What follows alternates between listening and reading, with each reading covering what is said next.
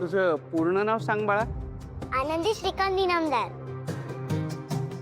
आनंदी आनंदी बाळा, तुमच्या गाडीला ऍक्सिडेंट झाला त्यावेळी तू काय करत होती सांग बरं.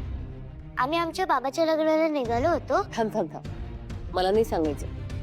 जेट सर बसलेत ना, त्यांना सांगायचं. मी माझ्या बाबाच्या लग्नाला निघाले होते आणि मी छान रेडी झाली होती आणि मी न्यू साडी घातली होती. मग आम्ही निघालो हॉलला. Very good.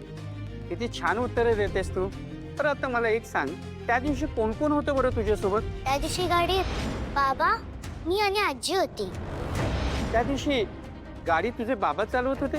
हो, माझ्या बाबांना ना ड्रायव्हिंग करायला खूप आवडायची आणि आजी त्यांच्या शेजारी बसायची आणि मी कायम पाठीच बसायची, कारण मला झोपायची, मग मी झोपून जायची.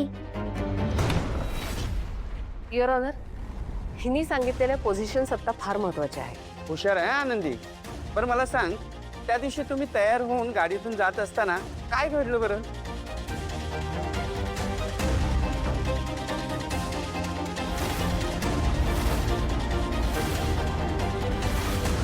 ऑब्जेक्शन माय लॉर्ड.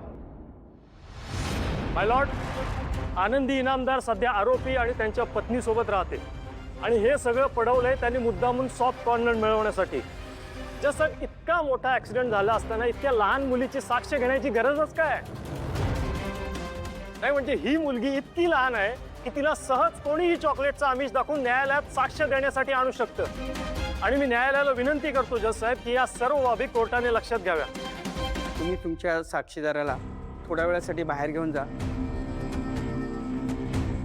सध्या कोर्टाचं कामकाज स्थगित करतोय आपण. Yes your honour.